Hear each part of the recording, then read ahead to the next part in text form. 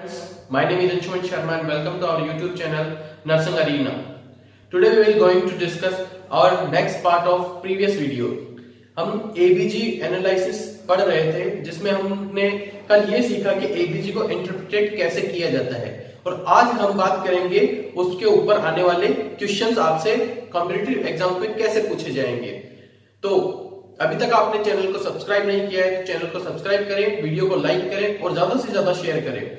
आज मैं कुछ ऐसे क्वेश्चंस आपको समझाऊंगा जिसमें एबीजी को इंटरप्रेट कैसे किया जाता है या फिर कॉम्पिटिटिव एग्जाम्स में एबीजी से रिलेटेड आपको सवाल कैसे पूछे जाएंगे। तो हम डिस्कस करेंगे एक एक सवाल पर। तो चलिए बिना किसी देरी के शुरू करते हैं आज का क्लास। तो आज का क्लास है एबीजी के ऊपर, arterial blood gases. Previously 4 classes इस पे अवेलेबल है, साथ के लिंक मैंने डिस्क्रिप्शन बॉक्स में दिए हैं। ठीक है, अभी आपके सामने जो क्वेश्चन शो होंगे उन्हें हम एक एक करते हुए डिस्कस करते हुए चलेंगे। ओके फ्रेंड्स, तो बिना किसी देरी के शुरू करते हैं आज का क्लास। देखिए आपके सामने फर्स्ट क्वेश्चन शो हो रहा है। फर्स्ट क्वेश्चन है हमारा, the arterial blood gas that is of respiratory acidosis. आपको जो फॉलोइंग वैल्यूज दी हुई है उनमें आपको पहचानना है कि रेस्पिरेटरी एसिडोसिस कैसे होगा। आपको पहचानना है रेस्पिरेटरी एसिडोसिस इसमें कैसे होगा। ऑप्शन ए, बी, सी या डी। तो इसको सॉल्व करने का सबसे बेस्ट तरीका है, आपको याद होना चाहिए कि रेस्पिरेटरी एसिडोसिस में क्या क्या चीजें होती है। तो सबसे पहले कल मैंने जैसे बताया कि सबसे पहले हम पीएच देखते हैं। पीएच रेस्पिरेटरी एसिडोसिस के केस के अंदर, रेस्पिरेटरी एसिडोसिस के केस के अंदर आपको पीएच क्या मिलेगी? आपको पीएच मिलेगी डिक्रीज। क्या मिलेगी? डिक्रीज। तो एसिडोसिस क्या मिलेगी? पीएच मिलेगी डिक्रीज। उसके अलावा उसके अलावा रेस्पिरेटरी कॉज है। क्या है? रेस्पिरेटरी। तो कल मैंने जैसे बताया था कि रेस्पिरेटरी के लिए हम कौन सी वैल्यू देखेंगे नेक्स्ट? बिल्कुल CO2 देखेंगे। क्या देखेंगे? CO2 वैल्यू को हम सबसे प्रायोरिटी पर देखेंगे पीएच के बाद में। तो CO2 क्या होगी? CO2 होगी हमारी यहाँ इंक्रीज। CO2 क्या होगी? इंक्रीज। जैसा मैंने कल संबंध बताया था कि पीएच और CO2 दोनों आपस में क्या है? दोनों आपस में दुश्मन है। तो ये दोनों एक दूसरे के विपरीत चलेंगे, ऑपोजिट साइड में चलेंगे। मतलब अगर मैं कहता हूं कि CO2 अगर इंक्रीज हो रही है तो ये क्या होगा? पीएच को ये डिक्रीज करेगी। क्या करेगी? पीएच को ये डिक्रीज करेगी। ओके, तो ये जो संबंध को देखते हुए रेस्पिरेटरी की वैल्यू क्या आएगी? रेस्पिरेटरी एसिडोसिस की, जिसमें पीएच कम होगा, CO2 बढ़ेगा। फिर से चलते हैं हम हमारे ऑप्शंस की तरफ। देखिए पहला ऑप्शन में क्या हो रहा है? पहला ऑप्शन pH 7.3 है और CO2 50 mmHg है। ऑप्शन बी देखिए, ऑप्शन बी pH 7.5 है और CO2 20 है। ऑप्शन 3 में देखिए pH 7.3 है, HCO3 12 है, pH 7.5 है, HCO3 30 है ऑप्शन डी के अंदर। तो आप यहां बताएंगे तो हम जो ऑप्शन सी और डी है उनको बिल्कुल छोड़ देते हैं। क्यों? क्योंकि HCO3 को नहीं देखना है हमको, अपने को किसको देखना है? CO2 को। तो हमारा आंसर किस में से निकलेगा? या तो ए में से होगा या बी में से होगा। देखिए ऑप्शन ए के अंदर जो पीएच बता रखी है वो बता रही है 7.3 और CO2 बता रखी है 50। कितनी बता रखी है? 50। ओके, तो इससे हमको पता चलता है कि 7.3 पीएच कम है। पीएच नॉर्मल 7.35 से 7.45 होना चाहिए, तो यहाँ पीएच कम है और CO2 बढ़ा हुआ है। CO2 कितना? 35 से 45 होना चाहिए। CO2 कितना होना चाहिए? 45 तक होना चाहिए। तो हमारा राइट आंसर क्या हो जाएगा? Option A. तो यहाँ हमारा राइट आंसर क्या हो गया? Option A is the right answer. चलते हैं नेक्स्ट क्वेश्चन की तरफ। नेक्स्ट क्वेश्चन देखिए, क्वेश्चन नंबर 2 देखिए आपके सामने है एबीजी से related. Which of the following value indicates metabolic alkalosis? इनमें से कौन सी वैल्यू जो है वो मेटाबॉलिक एसिडोसिस को इंडिकेट कर रही है? ठीक है, तो हमारा सवाल क्या है? Metabolic alkalosis. तो we all know metabolic alkalosis में। तो सबसे पहले हम एल्कलोसिस को देखेंगे। तो एल्कलोसिस के अंदर पीएच क्या होती है? पीएच क्या होती है? इंक्रीज हो जाती है। क्या हो जाती है? इंक्रीज हो जाती है, मतलब बढ़ जाती है। और मेटाबॉलिक के केस में जैसा मैंने कल बताया था, मेटाबॉलिक के केस में क्या देखेंगे, बिल्कुल HCO3 को देखेंगे। किसको देखेंगे, बाइकार्बोनेट का लेवल देखेंगे। इसका देखेंगे, बाइकार्बोनेट का लेवल सबसे पहले देखेंगे। तो बाइकार्बोनेट का लेवल क्या होगा, इंक्रीज होगा। ये भी क्या होगा, इंक्रीज होगा। क्यों इंक्रीज होगा, क्योंकि हमने कल संबंध पढ़ा था HCO3 अगर इंक्रीज होगा तो पीएच भी क्या होगा, इंक्रीज होगा। बाइकार्बोनेट्स पीएच को बढ़ा देते हैं। बाइकार्बोनेट्स एल्कलिक नेचर मतलब पीएच को लेवल इंक्रीज कर देते हैं। जैसा हमने बताया था कि HCO3 और पीएच दोनों क्या है, बक्के फ्रेंड्स हैं। ओके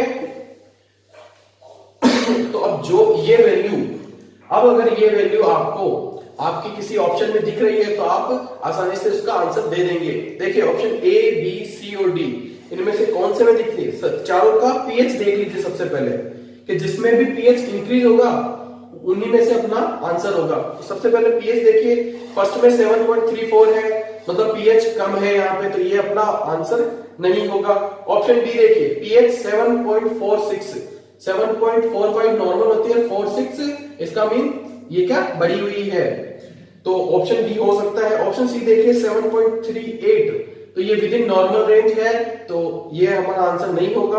और पीएच 7.47, तो ये भी अपना आंसर हो सकता है। Option B and D, option B and option D दोनों में से अपना आंसर एक होगा, क्योंकि दोनों के अंदर पीएच का मान बढ़ा हुआ है। अब हम आगे की वैल्यू देखेंगे। कौन सी वैल्यू देखेंगे, HCO3 की वैल्यू देखेंगे।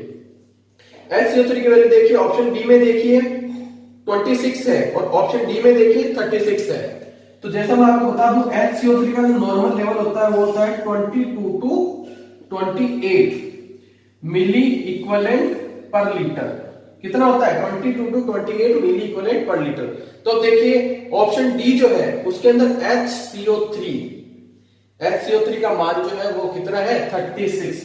कितना आ रहा है, 36। तो अब 36 से आप अंदाजा लगा सकते हैं कि हमारा HCO3 बढ़ा हुआ है। HCO3 क्या करेगा, HCO3 बढ़ा हुआ है जो कि कितना है 38, और पीएच कितना है 7.47, कितना है 7.47। तो ये कंडीशन कौन सी हो गई, ये हो गई हमारी मेटाबॉलिक एल्कलोसिस। तो ऑप्शन डी हमारा राइट आंसर है। क्या है, ऑप्शन डी हमारा राइट आंसर है, क्योंकि इसमें पीएच भी बढ़ी हुई है और HCO3 भी बढ़ा हुआ है। PaCO2 है वो विद इन नॉर्मल रेंज है। ओके चलिए नेक्स्ट क्वेश्चन की तरफ चलते हैं। नेक्स्ट क्वेश्चन आपके सामने शो होगा। चलिए नेक्स्ट क्वेश्चन आपके सामने शो हो रहा है।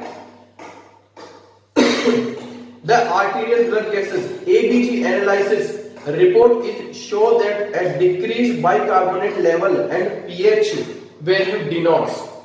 देखिए अगर आपको वो दो संबंध याद है, जो दो संबंध मैंने पढ़ाए थे कि pH का संबंध किसके साथ में, CO2 के साथ में, और pH का संबंध ही किसके साथ में, HCO3 के साथ में।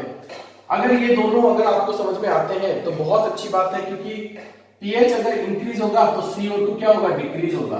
ठीक है, pH अगर इंक्रीज होगा तो HCO3 का लेवल भी क्या होगा, इंक्रीज होगा। ये दोनों फ्रेंड्स है, ये दोनों दुश्मन है, ऐसा याद रखिए। ये दोनों क्या है, ये दोनों फ्रेंड्स हैं, तो फ्रेंड्स हमेशा साथ में रहते हैं। और ये दोनों क्या है, ये दोनों क्या है, दुश्मन है। ठीक है, एनिमीज है, तो एनिमी हमेशा एक दूसरे के विपरीत होते हैं। ठीक है, तो हमारा जो नेक्स्ट सवाल है वो इसी पर डिपेंड करेगा। क्वेश्चन नंबर 3 देखिए, ABG analysis report shows that decrease bicarbonate level and pH। इसमें क्या हो रहा है, HCO3 डिक्रीज हो रहा है और pH भी क्या हो रहा है, डिक्रीज हो रहा है। तो ये कौन सी कंडीशन डेवलप करता है, pH डिक्रीज हो रहा है, इसका मींस क्या कंडीशन हो सकती है, एसिडोसिस। एसिडोसिस। और अगर बाइकार्बोनेट्स में कमी आ रही है तो इसको हम क्या डिनोट कर सकते हैं, मेटाबॉलिक। क्या कर सकते हैं, मेटाबॉलिक। देखिए अपन ने ऑप्शंस भी नहीं देखे और हमारा आंसर निकल के आ गया मेटाबॉलिक एसिडोसिस। तो इसमें मेटाबॉलिक एसिडोसिस जो भी ऑप्शन में होगा, जो कि हमारा ऑप्शन ए में है, तो राइट आंसर है। तो ऑप्शन ए जो है वो हमारा राइट आंसर है। ऑप्शन ए हमारा राइट आंसर है। बिना ऑप्शन देखे भी हम सवालों को आराम से सॉल्व कर सकते हैं। ओके चलिए नेक्स्ट क्वेश्चन की तरफ चलते हैं। नेक्स्ट क्वेश्चन आपके सामने स्क्रीन पे है, शो हो रहा है। sorry, a patient is admitted to the hospital and is undergo brain surgery. ठीक है, एक पेशेंट है, हॉस्पिटलाइज्ड है, उसको ब्रेन सर्जरी होने वाली है. The client is very anxious and scared of the upcoming surgery. He become too hyperventilated and become very dizzy. ठीक है, अब वो सर्जरी को लेकर क्या है, वो बहुत डिजी फील कर रहा है, बहुत एंशियस है, और उसकी वजह से वो क्या है, बहुत ही ज्यादा एंशियस है, मतलब बहुत ज्यादा टेंशन कर रहा है, बहुत ज्यादा एंजाइटी उसको डेवलप हो रही है. ठीक है, ऐसी कंडीशन में upcoming surgery he become hyperventilate and become very dizzy. वो क्या हो गया, वो हाइपरवेंटिलेटेड हो गया, हाइपरवेंटिलेट हो गया, उसकी स्टेट में एबीजी की गई, और एबीजी रिवील क्या करती है, आपके सामने शो हो रहा है पीएच 7.6. यहां लिख लेते हैं अलग से, इसका जो पीएच है 7.61. ठीक है, नेक्स्ट हो रहा है PSCO2, partial pressure of the CO2 इसका कितना बता रखा है, 22 mm of Hg. Third value दे रखी है बाइकार्बोनेट्स की, HCO3 बाइकार्बोनेट्स की जो वैल्यू दे रखी है वो कितनी है, 25 मिली इक्विवेलेंट पर लीटर. ठीक है, ये हमारी तीन फॉलोइंग वैल्यू दे रखी है. उस पेशेंट को जो सर्जरी होने वाली थी, वो पेशेंट काफी एंशियस हो रहा है, उसको हाइपरवेंटिलेटेड किया. हाइपरवेंटिलेटेड क्या किया, हाइपरवेंटिलेशन. जैसा आपको याद होगा, जहां पे भी हाइपरवेंटिलेशन वर्ड आए समझ जाना, हाइपरवेंटिलेशन वर्ड आए समझ जाना, वो कौन सी कंडीशन होगी, वो होगी रेस्पिरेटरी एल्केलोसिस की. एल्केलोसिस की कौन सी कंडीशन होगी, रेस्पिरेटरी एल्केलोसिस की वो कंडीशन डेवलप होगी. रेस्पिरेटरी एल्केलोसिस किस वजह से हो रहा है, हाइपरवेंटिलेशन, जिसमें क्या हो रहा है, CO2 का एक्सेसिव लॉस हो रहा है बॉडी से CO2 बाहर निकल रही है. ठीक है, रेस्पिरेशन की तो लंग्स क्या कर रहे हैं, CO2 को ज्यादा बाहर निकाल रहे हैं, उस वजह से बॉडी में एसिड की कमी होके वो एल्केलोसिस में जा रहा है. तो एक तो आप ऐसे सॉल्व कर सकते हैं कि हाइपरवेंटिलेटेड वर्ड लिखा हुआ है तो रेस्पिरेटरी एल्केलोसिस होगा, और ऐसे नहीं सॉल्व करना तो हम पीएच वैल्यू भी देखकर सॉल्व कर सकते हैं. देखिए पीएच वैल्यू क्या है, पीएच वैल्यू 7.61, तो किसको डिनोट कर रहा है, एल्केलोसिस को, किसको, एल्केलोसिस को. ठीक है, PaCO2 22, ये भी अभी रिपोर्ट काम देखिए, हमने जो कल पढ़ा था कंपनसेट और अनकंपनसेट के बारे में, वो यहां पर समझेंगे. ठीक है, PaCO2 की जो वैल्यू है वो क्या हो रही है, 22 mm of Hg. ये क्या हो रही है, कम हो रही है, क्या हो रही है, ये कम हो रही है. अब HCO3 यहां की इतना है 25, मतलब नॉर्मल रेंज के अंदर है. तो जैसा कि हमने पता तो कर ही लिया था, एल्केलोसिस और रेस्पिरेटरी कॉज मतलब CO2 कम हो रही है, CO2 बॉडी से लॉस हो रही है, तो कंडीशन कौन सी होगी, रेस्पिरेटरी एल्केलोसिस. Respiratory alkalosis. ठीक है, अब देखिए, अब ऑप्शन में है कंपनसेट, अनकंपनसेटेड है या पार्शियली कंपनसेटेड है, तो उसको हम कैसे पता करेंगे, HCO3 की वैल्यू देखकर. कैसे करेंगे, HCO3 की वैल्यू देखकर. कल की क्लास जिन्होंने भी नहीं ली है, जिनको ये समझ में नहीं आ रहा है, वो कल की क्लास अटेंड करें. उसमें मैंने क्लियरली बताया कि अनकंपनसेट कंडीशन कब होगी और पार्शियली कंपनसेट कब होगी. कंपनसेट का मतलब होता है इसको ठीक करना. ठीक है, तो HCO3 इसको ठीक करेगा, तो कर रहा है कि नहीं कर रहा है, 25, मतलब विद इन नॉर्मल रेंज है. नॉर्मल रेंज कितनी होती है, 22 से 28, तो नॉर्मल रेंज में है, तो मतलब HCO3 कोई वर्क नहीं कर रहा है यहाँ पे. तो हमारी कंडीशन कौन सी हो जाएगी, रेस्पिरेटरी एल्केलोसिस अनकंपनसेटेड. ठीक है, तो हमारा आंसर क्या हो जाएगा, रेस्पिरेटरी एल्केलोसिस अनकंपनसेटेड. तो यहां कौन सा ऑप्शन में है, तो ऑप्शन सी हमारा राइट आंसर है. क्या है, ऑप्शन सी हमारा यहां राइट आंसर होगा. ठीक है, चलिए बढ़ते हैं नेक्स्ट क्वेश्चन की तरफ. नेक्स्ट क्वेश्चन आपके सामने शो हो रहा है.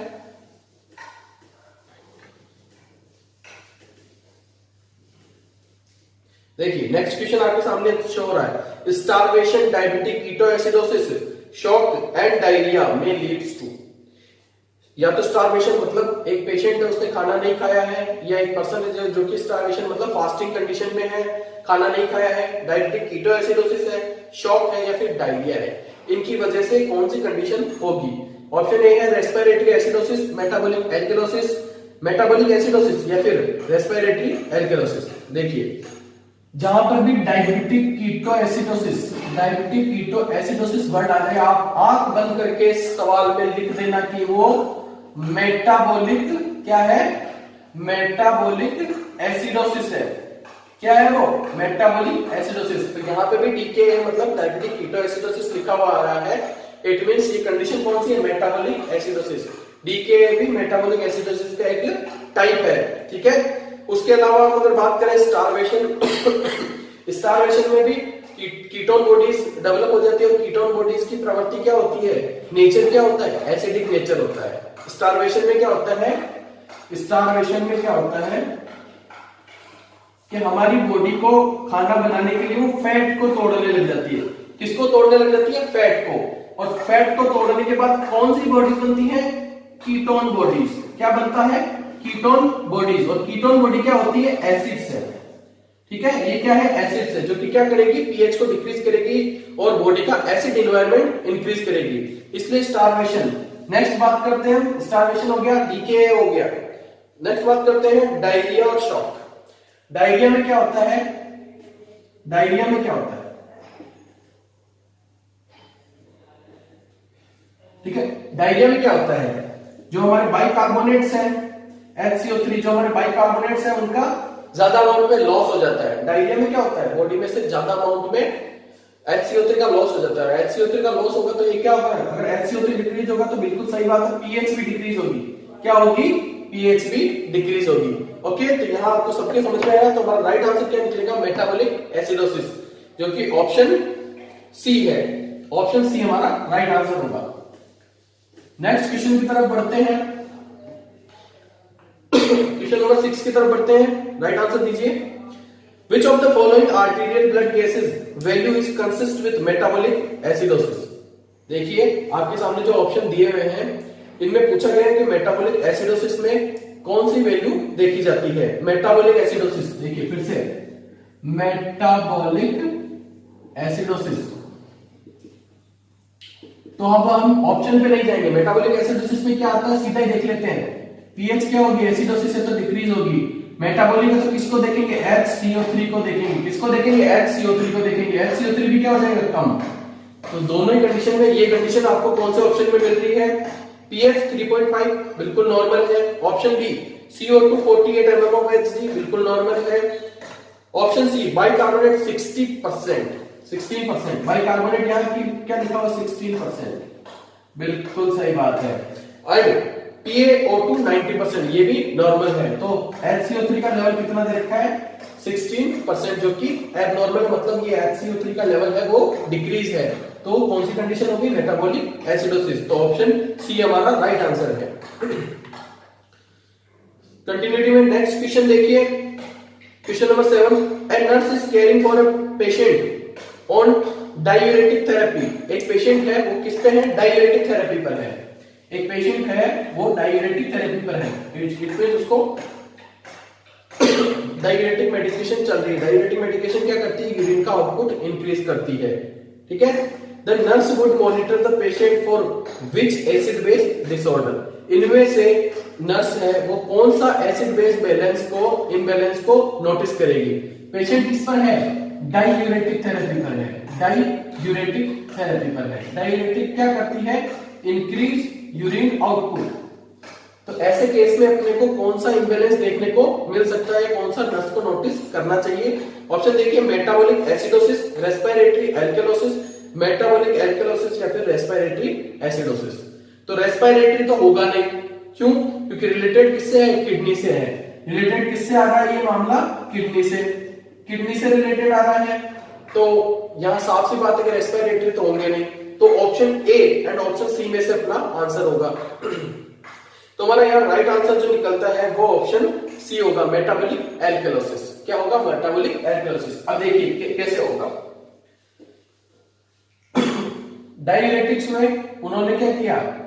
Increase urine output, urine output को बढ़ा दिया। यूरिन आउटपुट बढ़ने की वजह से बॉडी में से जो H आयंस है उनका लॉस हो रहा है। ज्यादा अमाउंट में H आयंस का लॉस कर रही है किडनी। H आयन का लॉस, H आयन किसको डिनोट करते हैं? एसिड को।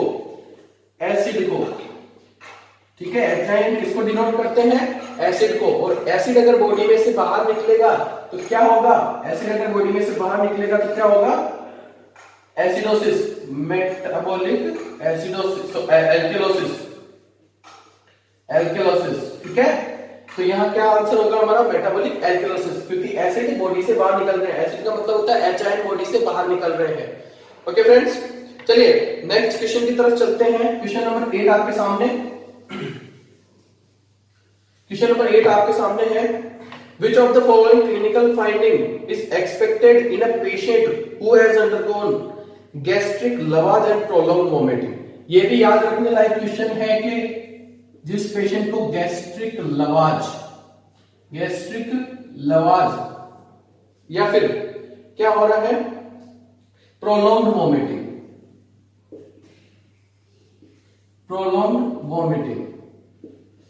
ये देखिए, अगर ये दोनों कंडीशन डेवलप होती है तो आप आंख बंद करके याद कर लीजिए इस क्वेश्चन को हमेशा के लिए। ये क्या करेगी? Metabolic alkalosis. क्या करेगी? Metabolic alkalosis. क्या करेगी? मेटाबॉलिक एल्केलोसिस, क्योंकि वोमिटिंग और लवाज दोनों की ही वजह से क्या होगा? बॉडी में HIN का लॉस होगा। क्या होगा? HIN का लॉस होगा। देखिए, प्रोलॉन्ग वोमिटिंग की वजह से क्या होता है? HCl ज्यादा अमाउंट में बॉडी से बाहर निकलता है। क्या होता है? बॉडी से HCl जो है, क्या है? HCl जो है हाइड्रोक्लोरिक एसिड, वो बॉडी से बाहर निकलता है। हाइड्रोक्लोरिक एसिड हमारे एसिड को मेंटेन करता है, एसिडिटी को मेंटेन करता है। तो एसिड होता है, एसिड अगर बॉडी से बाहर निकल रहा है तो क्या कंडीशन डेवलप करेगा? एल्केलोसिस की। क्या कंडीशन डेवलप करेगा? एल्केलोसिस की। तो हम आंख बंद करके लिख सकते हैं कि मेटाबॉलिक एल्केलोसिस होगा किस कंडीशन में? प्रोलॉन्ग वोमिटिंग एंड गैस्ट्रिक लवाज के अंदर। ये याद रखने लायक क्वेश्चन है। आज का लास्ट क्वेश्चन देखिए, इसके बाद आपको एबीजी से रिलेटेड कोई भी परेशानी नहीं आएगी, आप अगर इन सवालों को करना सीख गए तो। Sorry. Which of the following condition would a nurse recognize as contributing to the development of respiratory acidosis? इनमें से कौन सी जो कंडीशन है वो रेस्पिरेटरी एसिडोसिस को डेवलप करने में वर्क करती है? तो जो मैंने प्रीवियस क्लासेस ली है जिसमें हमने कॉजेस की बात की थी, तो उसके जरिए ये क्वेश्चन सॉल्व होगा, तो वो भी क्लासेस आप अटेंड करें। देखिए, option A emphysema, option B hyperventilation, option C diarrhoea and option D achalasia. तो कौन सा फैक्टर इनमें से कंट्रीब्यूटिंग होगा जो क्या कॉज करेगा? रेस्पिरेटरी एसिडोसिस को कॉज करेगा। क्या करेगा? रेस्पिरेटरी एसिडोसिस को कॉज। तो यहाँ आंसर मैं सीधा दे देता हूं, ऑप्शन ए राइट आंसर है। ऑप्शन ए एम्फाइजीमा क्या है? राइट आंसर क्या है? एम्फाइजीमा। एम्फाइजीमा की वजह से क्या होता है? रेस्पिरेशन रेट जो है वो डिक्रीज हो जाती है। CO2 क्या होती है? रिटेन हो जाती है। क्या हो जाती है? रिटेन। कहां रिटेन हो जाती है? बॉडी के अंदर। हमारी कार्बन डाइऑक्साइड है वो बॉडी के अंदर रिटेन हो जाती है, रुक जाती है। तो बॉडी के अंदर रुकेगी तो क्या होगा? CO2 का लेवल बॉडी के अंदर बढ़ जाएगा। CO2 का लेवल बॉडी के अंदर बढ़ जाएगा। And we all no CO2 क्या है? कार्बोनिक एसिड है। CO2 अगर बॉडी में बढ़ गया तो कौन क्या कॉज करेगा? एसिडोसिस। कौन सा? Respiratory acidosis. ओके, तो आप जो कॉजेस मैंने पढ़ाए हैं प्रीवियस क्लासेस में, आप वो जाकर देखें पहले, आप अच्छे से समझ जाएंगे। ओके फ्रेंड्स, तो आज के लिए इतना ही। मिलते हैं नेक्स्ट क्लास में। CHO के लिए बहुत ही जल्दी नेक्स्ट वीक से क्लासेस रेगुलर हो जाएगी। ओके फ्रेंड्स, चलिए, तो आज के लिए इतना ही। चैनल को सब्सक्राइब कीजिए और वीडियो को लाइक करें।